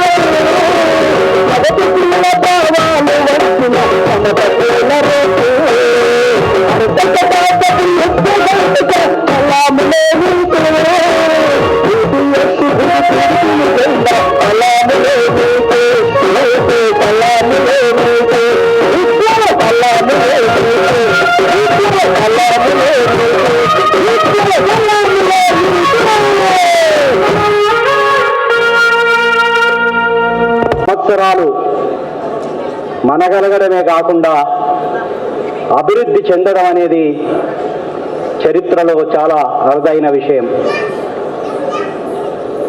ఎందుకంటే మనం చూస్తూనే ఉన్నాం, ఎన్నో సంఘాలు పుట్టుకొస్తున్నాయి, కనుమరుగైపోతున్నాయి. కానీ పీడిఎస్యు దాని త్యాగాలు విద్యార్థుల వైపు, ప్రత్యేకంగా ఏర్పడిన సమయంలో గ్రామీణ విద్యార్థులకు వైపు నిలబడి క్యాంపస్లో జరిగే అన్యాయాలను, హాస్టల్ సమస్యల మీద, విద్యా సమస్యల మీద ఒక విప్లవ దృక్పథంతో పోరాడిన సంఘం కాబట్టి అది నిలబడగలిగింది. అందుకోసమే సమూల మార్పు కోసం పనిచేసే సంఘాలు కాబట్టే ఆ పోరాటాలకి, ఆ విప్లవ దృక్పథంతో నడిచిన విద్యారంగ పోరాటాలకి నాయకత్వం వహించిన జార్జ్ రెడ్డి, జంపాల వాళ్ళ త్యాగాల వలన అది సామాజిక ప్రయోజనమే తమ ప్రయోజనంగా చేసుకొని త్యాగాలు చేశారు కాబట్టి సంఘం ఇలా నిలబడింది, ఇంకా అభివృద్ధి చెందుతుంది. మిత్రులారా, నేను విద్యార్థి దశలో వరంగల్లో ఉన్నప్పుడు లాల్ సలాం లాల్ సలాం అనే పాట అక్కడ కాలేజీలలో, యూనివర్సిటీలలో మారుమోగేది. ఇక్కడ గుండాలను గడగడ వణికించిన మహాగణుడ, క్యాంపస్ అన్యాయాలను అంటించిన అగ్నికణమని అప్పుడు ప్రతి కళాశాలలో, ఈవెన్ పాఠశాలల్లో కూడా, యూనివర్సిటీలలో అప్పుడు పాడుకునే వాళ్ళం. సమ సమాజం కోసం, సమ సమాజ వెలుగులో సాగిన ఓ బాటసారి. ఆ సమ సమాజం కోసం, సమానత్వం కోసం పోరాటాలు జరిపారు కాబట్టే ఇవాళ ఇంతకుముందే మేము మాట్లాడుకున్నాం, దాదాపు అప్పటికన్నా ఎక్కువ అప్పుడు పరిస్థితులు దారుణంగా ఉన్నాయి. ఇప్పుడు ఈ సందర్భంగా ఒక 2-3 విషయాలు గుర్తు చేసుకొని నేను ముగిస్తాను. మొత్తం విద్యారంగంలో వస్తున్న మార్పులను ఒక 3 పదాలుగా మనం మాట్లాడుకోవచ్చు. ఒకటి, సెంట్రలైజేషన్ ఆఫ్ ఎడ్యుకేషన్. జాతీయ విద్యా విధానం ద్వారా మొత్తం విద్యా విధానాన్ని తమ గుప్పిట్లో పెట్టుకొని ఇవాళ బీజేపీ కేంద్ర ప్రభుత్వం ఇవాళ పరీక్షలను కూడా సెంట్రలైజ్ చేసి, మీకు అందరికీ తెలుసు, ఎన్టీఏ నేషనల్ టెస్టింగ్ ఏజెన్సీ పేరు మీద ఇవాళ ఎన్నో పరీక్షలు వాళ్ళే నిర్వహించి, నీటి పరీక్ష గురించి మీకు తెలుసు, నీటి పరీక్షలో పరీక్షా పత్రాలు అమ్ముకోవడం, లీకేజ్ చేయడం. చాలా ఆశ్చర్యకరమైన విషయం ఏంటంటే, మామూలుగా ఫస్ట్ క్లాస్ అంటే మనము ఫస్ట్ క్లాస్, సెకండ్ క్లాస్ 2-3 అనుకుంటాం. 67 మందికి ఫస్ట్ క్లాసులు ఇచ్చిండ్రు. అంటే ఎన్టీఏ పరిస్థితి ఎలా ఉందంటే 67 మందికి ఫస్ట్ క్లాసే. అసలు ఎక్కడైనా ఉంటుందా ఏ క్లాసులోనైనా? తర్వాత ఎక్కడైనా జవాబులు రాయకుండా మార్కులు ఇవ్వడం. అంటే జవాబులే రాయలేదు, గంట లేట్ వస్తే 60 నిమిషాలు ఇంటూ 20, 120 మార్కులు వేయడం. అంటే ఎంత దుర్మార్గం అంటే, ఎన్టీఏ సెంట్రలైజేషన్ ద్వారా జరిగే ఈ అంటే ఒక విద్యా వ్యవస్థలో పరీక్ష అనేది ఒక మూల స్తంభం. ఆ మూల స్తంభాన్ని ఇవాళ కూల్చివేసిన ఈ సెంట్రలైజేషన్ ఆఫ్ ఎడ్యుకేషన్ ఇవాళ పెద్ద ఎత్తున జరుగుతుంది. అందులో భాగంగానే ఒకటే మాట చెప్పాలి. చెన్నైలోని అనిత అనే ఒక అమ్మాయి నీట్ పరీక్ష రాసి స్టేట్ బోర్డులో ఫస్ట్ క్లాస్ వచ్చి, నేను డాక్టర్ కావాలని కలలు కని నీట్ రాస్తే అందులో ఫెయిల్ చేశారు. అప్పుడు ఆమె ఒక మౌలిక ప్రశ్న, దురదృష్టవశాత్తు ఆత్మహత్య చేసుకొని ఒక మౌలిక ప్రశ్న అడిగింది. అదేమిటంటే, విద్యారంగంలో కామన్ స్కూల్ లేనప్పుడు, కామన్ విద్యా విధానం లేనప్పుడు మీకు కామన్ ఎంట్రన్స్ టెస్ట్ పెట్టే హక్కు ఎవడిచ్చాడు అని ఆ రోజు కేంద్ర ప్రభుత్వాలని, మొత్తం ప్రభుత్వాలను ప్రశ్నించింది. కామన్ విద్యా విధానం లేకుండా కామన్ ఎంట్రన్స్ సెట్ ఇవాళ ఏ చెప్పినా లా సెట్, ఈ సెట్, సెంట్రల్ యూనివర్సిటీ సెట్, అన్ని సెట్లు ఇలా అంత సెంట్రలైజేషన్ ఆఫ్ ఎడ్యుకేషన్. ఇక రెండో విషయానికి వస్తే, సమాజంలో ఒకప్పుడు ధనికులు, పేదలు, లేకుంటే ఆధిపత్య కులాలు, దళితులు, ఆదివాసీలు అనే డివిజన్ ఉండేది. ఇవాళ అది విద్యారంగంలో కూడా చొచ్చుకొని పోయింది. ఒకవైపు ధనవంతుల పిల్లలైతే ఏసీ గదులు, ఏసీ క్లాస్ రూమ్లు, పేద పిల్లలైతే గదులే లేని పరిస్థితి. ఏ పాఠశాలకు పోయినా కూడా లోపల మనం ఎంతసేపు నిలబడ్డా కూడా అది ఎప్పుడు కూలిపోతుందో అనే ఒక పరిస్థితి. వాళ్ళకైతే, ధనవంతులకైతే గ్రీన్ బోర్డులు, డిజిటల్ బోర్డులు. ప్రభుత్వ పాఠశాలలకు వస్తే అసలు బోర్డులే లేవు, గోడకు నల్ల రంగేసి వాళ్ళ పాఠాలు చెప్తున్నారు. అంటే ఇంతటి అసమానతలు అవసరమా ఈ దేశంలో? ఇట్లా ఇది ఎందుకు ఈ అవసరం వచ్చిందంటే, ఇంకొక policy, commoditization of education, centralization of education, commoditization of education. ఈ కమాడిటైజేషన్ ఇంకా వేరే కూడా, కార్పొరేటైజేషన్ ఆఫ్ ఎడ్యుకేషన్. ఇవాళ ప్రతి రంగంలో, ఒక విద్యా రంగంలోనే కాదు, corporatisation of agriculture, corporatisation of education, corporatization of health, ఏదైనా కార్పొరేటైజేషన్. అందులో భాగంగానే ప్రభుత్వ రంగంలో ఉన్న పాఠశాలలకు బదులు 1986 రాజీవ్ గాంధీ తీసుకొచ్చిన విద్యా విధానంలో భాగంగా ఇక్కడ ప్రైవేటు పాఠశాలలు, ప్రైవేటు కళాశాలలు, చైతన్య నారాయణ లాంటి ఒక విద్యా వ్యాపార సంస్థలు చొచ్చుకొచ్చి, అంటే ప్రైవేటు పాఠశాలలు, కళాశాలలు రావడం వలన కమాడిటైజేషన్, కమాడిటీ, ప్రైవేటు వ్యక్తులకు, కార్పొరేట్ వ్యక్తులకు, పెట్టుబడిదారులకు ప్రతిదీ మౌలిక, వాళ్ళ దృక్పథమంతా మారక విలువే తప్ప ఉపయోగపు విలువ ఉండదు. ఎలా అమ్ముకోవాలి, ఎలా లాభాలు చేసుకోవాలి విద్య ద్వారా అని అమ్ముకున్నారు కాబట్టి కొనలేని వాళ్ళు వేరే వర్గంగా విడిపోయారు. ఇవాళ ప్రభుత్వ పాఠశాలలు, ప్రభుత్వ కళాశాలలు దురదృష్టవశాత్తు ప్రభుత్వ విశ్వవిద్యాలయాలు అనవలసిన అవసరం ఏర్పడ్డది. ఇవాళ ఇక్కడున్న వాళ్ళందరూ ఎక్కడికి పోలేని వ్యక్తులు. ఏ ప్రైవేటు కళాశాలకు, ఏ ప్రైవేటు విశ్వవిద్యాలయాల్లో చదువును కొనుక్కొని వాళ్ళందరూ ఇవాళ ఈ కళాశాలల్లో మిగిలి ఉన్నారు. ఇట్లా డివిజన్ వచ్చేసి ప్రైవేటు పాఠశాలలు వచ్చిన తర్వాతనే ప్రభుత్వ పాఠశాలలు మూతపడుతున్నాయి. ప్రైవేటు కళాశాలలు, కార్పొరేట్ కళాశాలలు వచ్చినాయి కాబట్టి రేపు అక్కడ ప్రభుత్వ కాలేజీలు మూతపడే స్థితికి వచ్చాయి. రేపు ప్రైవేటు యూనివర్సిటీలు వస్తున్నాయి కాబట్టి ప్రైవేటు యూనివర్సిటీలు రావడం వలన ప్రభుత్వ యూనివర్సిటీలు కూడా మూతపడే ఒక పరిస్థితి ఏర్పడే అవకాశం ఉంది. కాబట్టి అంతేకాకుండా ప్రైవేటు యూనివర్సిటీలు ఎందుకు తెచ్చారు, ఎవరి కోసం తెచ్చారు? ఇవాళ ప్రైవేటు వ్యక్తులు ఎటువంటి వాళ్ళు? భూ కబ్జాలు చేసిన వాళ్ళు, తల్లిదండ్రులను దోచుకొని వాళ్ళు, కోస్తా వాళ్ళు కావచ్చు, తెలంగాణ వాళ్ళు కావచ్చు, అనురాగ్ సంస్థలు కావచ్చు, మల్లారెడ్డి సంస్థలు కాబట్టి, లేకపోతే వేరే సంస్థలు కావచ్చు, ఇవన్నీ లాభం కోసం వచ్చి ఇవాళ యూనివర్సిటీ వ్యవస్థను కూడా పూర్తిగా ప్రభుత్వ విశ్వవిద్యాలయాలను ధ్వంసం చేసే పరిస్థితి ఏర్పడ్డది. కాబట్టి మిత్రులారా, ఈ 17 యూనివర్సిటీలు ఏవైతే ఉన్నాయో రాష్ట్రంలో వాటిని అభివృద్ధి చేసే బదులు ఇవాళ రేవంత్ రెడ్డి ప్రభుత్వం ఇటు ప్రభుత్వ యూనివర్సిటీలను డెవలప్ చేసే ఆలోచన లేదు. ఉస్మానియా లాంటి యూనివర్సిటీలోనే 1267 పోస్టులు ఉంటే దాదాపు 800కు పైన పోస్టులు ఖాళీగా ఉన్నాయి. కాకతీయలో 400కు పైగా పోస్టులు ఉంటే 300కు పైగా ఖాళీగా ఉన్నాయి. అంటే 70%, 80% ఖాళీలు.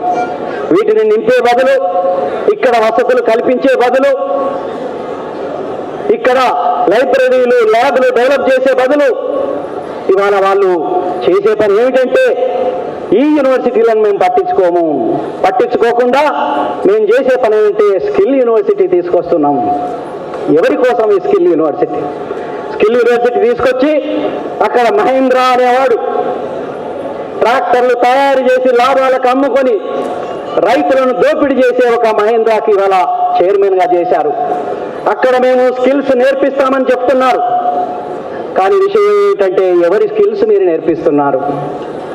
తెలంగాణ పోరాటంలో నీళ్లు, నిధులు, నియామకాలని ఉద్యోగాల కోసం తమ ప్రాణాలనిచ్చిన ఆ యువత కోసమా నైపుణ్యాలు, లేకపోతే బయట నుంచి వచ్చే కంపెనీల కోసమా? ఇవాళ స్వదేశీ విదేశీ కంపెనీల కోసం మహేంద్ర ఆల్రెడీ చెప్పేశాడు. ఏ రకమైన స్కిల్స్ మీరు నేర్పుతారంటే కంపెనీలకు అవసరమైన స్కిల్స్ నేర్పుతాం మేము. ఇక్కడ ఉండే తెలంగాణ యువతకు అవసరం ఉన్న స్కిల్స్ మేము నేర్పాము అని చెప్పకనే చెప్పారు. కాబట్టి మిత్రులారా, ఇట్లా commoditization of education, corporatization of education, ఇంకొకటి విషయం చెప్పిన ఇంకోటి communalization of education, saffronization of education, హిందుత్వీకరణ అనండి, కమ్యూనలైజేషన్ అనండి, ఏదన్నా కూడా ఇవాళ విద్యారంగంలో మూఢనమ్మకాలను, చరిత్రకు బదులు పురాణ గాథల్ని, పౌరాణికాలను, పుక్కిటి పురాణాలను, సైన్స్కు బదులు మూఢనమ్మకాలను ఇవాళ సిలబస్లలో చొప్పిస్తున్నారు. ఒకటే ఒక విషయం ఏంటంటే మనకందరికీ తెలిసిన విషయమే, ఏది మనం సైన్స్లో ఏ కొత్త విషయం కనుక్కున్నారన్నా కూడా ఆర్ఎస్ఎస్ సంఘ పరివార శక్తులు చెప్పేది ఏమంటే లేదు ఇవన్నీ మా వేదాలలో ఉన్నాయి, మీరు ఏది కొత్తది కనుక్కోండి, అదంతా ఆల్రెడీ వేదాలలో వైదిక మతంలో మొత్తం ఉంది అని చెప్పేసి మనకందరికీ తెలుసు. విమానం వచ్చిందంటే విమానం ఎప్పటి నుంచో ఉంది, ఇది ఇక్కడ ఆల్రెడీ తయారు చేశారు. అందుకే ఇండియన్ నేషనల్ కాంగ్రెస్ లో ఆయన మోడీ పోయి అక్కడ మాట్లాడినప్పుడు కూడా అక్కడ వాళ్ళు చెప్పేది అంటే ఈ విమానం అంటే సైంటిస్టుల మధ్య, మామూలు ప్రజలలో కూడా కాదు, ఈ విమానం అట 9,000 సంవత్సరాల క్రితమే తయారైందట. అంతేకాదు అది 12,800 కిలోమీటర్లు పోయేదట గంటకు. ఎప్పుడు? 3-4 సంవత్సరాల క్రితం. అంతేకాదు ఇది లెఫ్ట్ సైడ్ పోయేదట, రైట్ సైడ్ పోయేదట, ముందుకు పోతుందో లేదో లేదు, వెనక్కి కూడా పోయేదట. అక్కడ ఒక ఆయన లేచి, మనతోడు లేచి, ఏంటి సార్ మరి విమానం వెనక్కి పోతుంది అంటున్నారు, ఎట్లా పోతుంది అని అంటే ఆయన అన్నాడట, ఈ విమానము పెట్రోల్తోనో డీజిల్తోనో మిగతా ఫ్యూయల్తోనో నడిచేది కాదు, ఇది ఆవు ఉత్సతో తయారైంది, ఆవు ఉత్సతో నడుస్తుంది కాబట్టి ఆవు ఉత్సతో నడిచేది వెనక్కి పోకపోతే ముందుకు పోతుందా అంటే ఈ పిట్ట కథలు, కట్టు కథలు చెప్పి. అంతేకాకుండా ఇంకొకటి చిన్న విషయం, సావర్కర్ ఇవాళ మొత్తం ఆర్ఎస్ఎస్ సంఘ పరివార భావజాలం అంతా సావర్కర్ జాతీయవాదం పేరు మీద ఈ దేశంలో హిందుత్వ ఫ్యాసిజాన్ని తీసుకొచ్చే వరకు సర్వ ప్రయత్నాలు చేస్తున్నారు. ఆయన గురించి ఒక కథలు, ఆయన ఒకసారి జైల్లో ఆర్ఎస్ఎస్ ఎప్పుడు జాతీయ ఉద్యమంలో పాల్గొనలేదు, స్వాతంత్ర పోరాటంలో ఆర్ఎస్ఎస్ సంఘ పరివార శక్తులు పోరాడలేదు. ఎప్పుడో ఏదో చిన్న ప్రొటెస్ట్ చేస్తే సావర్కర్ను జైల్లో వేశారట. అయితే అక్కడ కూడా వాళ్ళు చెప్పేదంటే ఆయన జైల్లో ఉన్నప్పుడు కూడా రాత్రి ఒక పక్షి మీద కూర్చొని దేశమంతా తిరిగి మళ్ళా తెల్లవారే ముందే మళ్ళా జైలుకు పోయాడట. ఎవరైనా నమ్ముతారండి? అంటే ఒక పక్షి మీద కూర్చొని దేశమంతా తిరిగి వచ్చాడు అని 8th క్లాస్ టెక్స్ట్ బుక్ కర్ణాటకలో టెక్స్ట్ బుక్ల్లో రాసి ఇవాళ విద్యార్థుల మెదల్లో విషయాన్ని నింపుతూ, మూఢనమ్మకాలను నింపుతూ. ఎందుకంటే రేపు ఫ్యాసిజానికి కావాల్సింది ఏంటంటే అన్క్వశ్చనబుల్ లోయాలిటీ, ఏది చెప్పుతే అదే వినాలి, మేం చెప్పిందే సత్యం. కాబట్టి ఇటువంటి కట్టుకథలను, పిట్ట కథలను చెప్పి రేపు ఈ దేశంలో అత్యంత ప్రమాదకరమైన హిందుత్వ ఫ్యాసిజాన్ని తీసుకొస్తున్నారు. కాబట్టి ఇది ఒక విద్యారంగ సమస్య కాదు, ఇదేదో తరగతి గదుల సమస్య కాదు. ఈ మార్పులకు వ్యతిరేకంగా మనం అందరం కలిసి పెద్ద ఎత్తున పోరాడాలని, మనం అందరం కలిసి పోరాడదామని చెప్తూ ఇంతటితో సెలవు తీసుకుంటున్నాను. అధ్యక్షత వహిస్తున్నటువంటి రాష్ట్ర అధ్యక్షుడు కామ్రేడ్ రామకృష్ణ, వేదిక మీద ఉన్నటువంటి పెద్దలు, వేదిక ముందున్నటువంటి పూర్వ విద్యార్థి నాయకులు, కార్యకర్తలు, ప్రజా సంఘాల కార్యకర్తలు,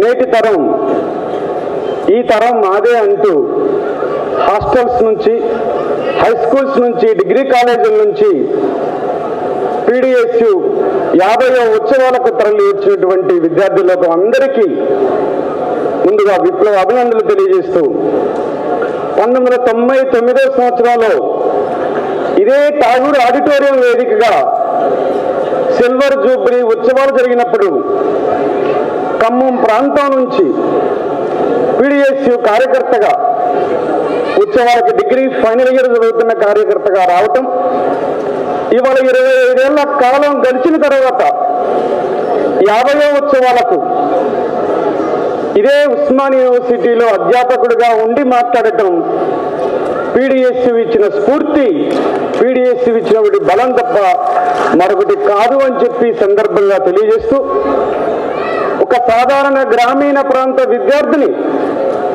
ఖమ్మం జిల్లా మారుమూల ప్రాంతం నుంచి వచ్చిన విద్యార్థిని,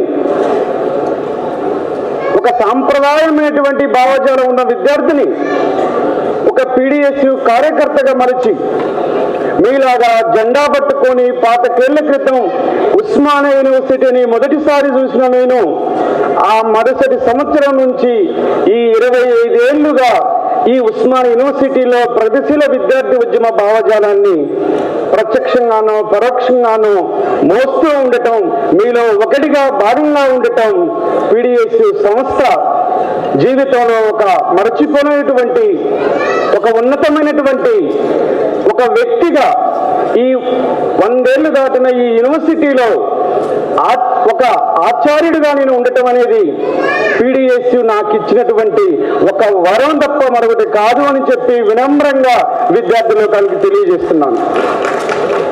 PDSU రాష్ట్ర మహాసభలు 1974 12-13 అక్టోబర్లో జరిగాయి. అయ్యాటి కరపత్రం చాలా మంది చదివి ఉంటారు. అయ్యాల ఉన్నటువంటి దేశవ్యాప్త సమస్యలు, అరాచకం, అవినీతి, దోపిడీ, పేదరికం, ఉన్నత వర్గాల కరాల నృత్యం, వీటన్నింటి రాజకీయ వికృత క్రీడలు కరెక్ట్ గా 50 ఏళ్ల తర్వాత ఇవే సమస్యలతోని స్వర్ణోత్సవ సంబరం జరుగుతుంది. ఈ స్వర్ణోత్సవం వేళ, సంబరం జరుగుతున్న వేళ ఒకంత నిరాసక్తత, మరింత స్ఫూర్తిని నింపుకోవాల్సిన అవసరం ఉంది. ఆనాడు PDSU స్థాపన నాడు సైడ్ ఫోర్సెస్ గా ఉన్నటువంటి హిందూ మతోన్మాద శక్తులు ఇవాళ కేంద్రంలో అధికారంలో ఉన్నాయి. మొత్తం దేశ ప్రజానీకాన్ని తమ కన్ను సన్నల్లో దిప్పుతున్నాయి. ప్రపంచ మీడియాని, దేశ మీడియాని తమ కన్ను సన్నల్లో, తమ గుత్తాధిపత్యంలో ఉంచుతూ కార్పొరేట్ శక్తులతో కలిసి ఇవాళ ఒక బలమైన శక్తిగా ఇవాళ హిందూ మతోన్మాదం అవతరించింది. ఏ హిందూ మతోన్మాదానికి వ్యతిరేకంగా అయితే ప్రగతిశీల శక్తులు ఉద్భవించారో, PDSU ఆవిర్భావం జరిగిందో, జార్జి జంపాలను రక్తం చిందించారో, అవే హిందూ మతోన్మాద శక్తులు ఈరోజు కేంద్రంలో అధికారంలో ఉన్నాయి. ఆనాటి నుంచి ఈనాటి దాకా జరిగినటువంటి మార్పులు ఏంటి? PDSU కార్యకర్తలు ఏమి నేర్చుకోవాలి? ఈ స్వర్ణోత్సవ సంబరాల వేళ ఎలాంటి స్ఫూర్తిని తీసుకోవాలి? ఏ స్ఫూర్తితో ముందుకు పోతే మరో golden jubilee, diamond jubilee centenary celebrations జరపాల్సి ఉంది. నిన్నటి తరం కొన్ని ఆదర్శాలని, ఒక తాత్విక పునాదిని, విలువలను మాకిచ్చిన ఫలితంగా ఇవాళ మేము మాట్లాడుతున్నాం. PDSU ఒక ఫ్యాక్టరీ, ఒక విద్యార్థి సంఘం కాదు. ఇది సాధారణంగా విద్యార్థి సంఘంలో 10ల సంఖ్యలో, 100ల సంఖ్యలో కార్యకర్తలు ఉంటారు. PDSU అభిమానులు ఈ 2 తెలుగు రాష్ట్రాలలో లక్షల సంఖ్యలో ఉన్నారంటే దీన్ని ఫ్యాక్టరీ గాక మరేమంటాం? సైంటిస్టులు, రాజకీయవేత్తలు, సామాజిక ఉద్యమకారులు, కవులు, కళాకారులు, గాయకులు ఈ సమాజం కోసం ప్రాణం అర్పించి చుక్కల్లోకి ఎక్కినటువంటి మహానుభావులు ఎంతో మంది తమ విలువైన ప్రాణాలని దారపోస్తే ఇవాళ పీడిఎస్ జెండా 50వ మైలురాయిని దాటి 51వ సంవత్సరంలోకి అడుగు పెడుతున్న వేళ ఈ సంస్థ ఒక నిశ్శబ్దంగా రోధిస్తుంది. సంస్థలోని సానుభూతి పరులు సంస్థ జెండాను మోసినటువంటి తొలి దశం నుంచి మొన్నటి దశకం దాకా ఒక ఆవేదన అయితే మిగిలింది. ఆ ఆవేదన రాబోయే 75 సంవత్సరాల డైమండ్ జూబ్లీకి పీడిఎస్ శక్తులన్నీ ఒక్కటిగా నినదించి ఇదే తాగుడైతుడు వేదికగా 4 పీడిఎస్లు కాదు, ఇది ఒకటే పీడిఎస్, మాదంతా జార్జి రెడ్డి ప్రవహించినటువంటి రక్తం అని చెప్పి ముందుకు పోవాల్సిన ఆలోచన, ఒక చారిత్రక సంసిద్ధత ఇక్కడ మనం రూపుదిద్దుకోవాలి. బీజేపీ రెండోసారి అధికారంలోకి వచ్చిన తర్వాత ఎంత ఇదిగా చేసింది. అరగోపాల్ సార్ చెప్పారు, ఇప్పుడే లక్ష్మీనారాయణ సార్ చెప్పారు, నూతన విద్యా విధానం గురించి ఆలోచించితేనే భయం వేస్తుంది. ఎందుకు ఆలోచించట్లేదు? వ్యవస్థలను మార్పు చేశారు, భారత రాజ్యాంగ విలువలపైన దాడి చేశారు, భారత రాజ్యాంగం ఇచ్చినటువంటి డైవర్సిటీ పైన దాడి చేశారు, ప్లూరాలిటీ మీద దాడి చేస్తున్నారు, భారత సమైక్య వ్యవస్థ పైన దాడి చేస్తున్నారు. భారత రాజ్యాంగం తయారు చేస్తున్నప్పుడు we the people of India అని మనకు మనంగా భారత రాజ్యాంగ ప్రవేశిక నామమాత్రంగా భారత రాజ్యాంగం కొన్ని విలువలు ఇచ్చింది. నేటి తరం సామ్యవాద ఉద్యమాల్లోకి పోవాలంటే వచ్చే తరం కాదు. నేటి తరం రాజ్యాంగ విలువల పరిరక్షణ కోసం ముందుకు తీసుకురావాలి. రాజ్యాంగ విలువల పరిరక్షణతో ఆగిపోకుండా మెరుగైనటువంటి ఒక నూతన ప్రజాస్వామ్యాన్ని సాధించే దిశగా నేటి తరాన్ని మలవాల్సిన అవసరం ఉంది. మనం ఏ బట్టలు వేసుకోవాలి, ఏ భోజనం చేయాలి, ఏ ఆచార వ్యవహారాల్లో ఉండాలో కూడా కేంద్రం వాళ్ళు చెప్తున్నారు. రెండోసారి అధికారం రావటానికి 6 నెలల ముందు సాక్షాత్తు ఈ దేశ ప్రధానమంత్రి 6 నాటికల మైళ్ళ దూరంలో ఉన్న ద్వారకా సముద్రంలో ఉన్నటువంటి శ్రీకృష్ణుడి జన్మస్థానానికి వెళ్ళి అక్కడ పూజలు చేసి వచ్చాడు. ఎంత అంధాకారం!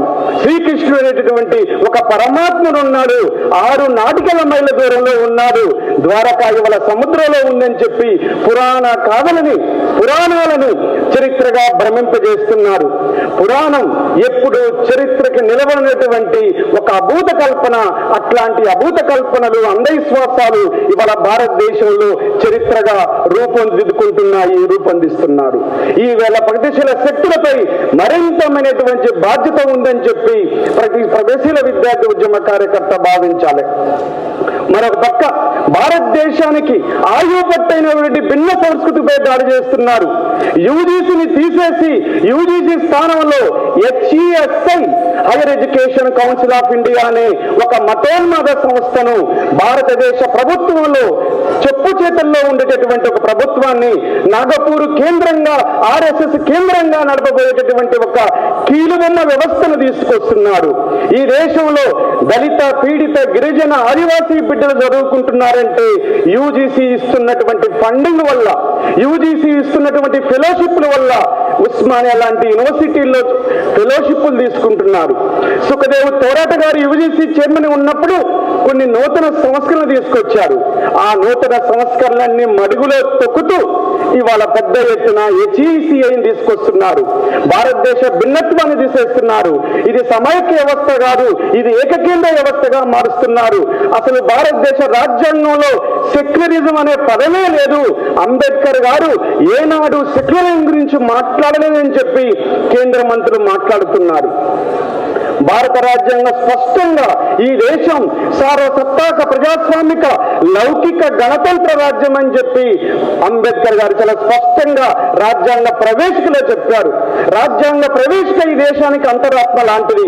అందుకనే సామ్యవాదం గురించి కలలుగానే మనం, సోషలిజం గురించి కలలుగానే మనం, మరో ప్రపంచం సాధ్యమేనంటూ 50 ఏళ్ల మైలురాని దాటుకొని పోతున్న మనం ముందుగా భారత రాజ్యాంగం ప్రసాదించినటువంటి జీవన హక్కును కాపాడుకోవాలి. భారత రాజ్యాంగం ఇస్తున్నటువంటి విలువైనటువంటి హక్కులు ప్రజలకు చెందాలని చెప్పి విద్యార్థుల్లోకి పోవాల్సిన అనివార్యత ఇవాళ ప్రగతిశీల విద్యార్థి ఉద్యమం ముందు ఉంది. నేను స్పష్టంగా చూశాను. కొద్దిమంది పిల్లలు ఆర్ట్స్ కాలేజీలో నేను క్లాస్ చెప్తున్నప్పుడు ఇవాళ పొద్దున 10:30 ప్రాంతంలో డిపార్ట్మెంట్ వైపు వచ్చారు. వారు ఆనందంగా ఉన్నారు, ఇంటర్మీడియట్ చదువుతున్నారు. నేను అందులో ఒక విద్యార్థిని అడిగాను, ఏం చదువుతున్నావని. ఇంటర్ చదువుతున్నానన్నాడు. పీడిఎస్ మీటింగ్కి వచ్చావా నానా అని అడిగాను. వచ్చాను సార్ అన్నాడు. పీడిఎస్ దేనికోసం పనిచేస్తుందంటే అబ్బాయి సైలెంట్ గా ఉన్నాడు, నిశ్శబ్దంగా ఉన్నాడు. కానీ ఒక్క మాట మాత్రం అబ్బాయి చెప్పాడు, జార్జి రెడ్డి సార్ పీడిఎస్ అంటే అని చెప్పాడు. జార్జి రెడ్డి అమరత్వం 50 ఏళ్లుగా ఈ సంస్థ నడిపిస్తా ఉంది. జంపాల అమరత్వం ఈ 50 ఏళ్లుగా ఈ సంస్థ నడిపిస్తా ఉంది.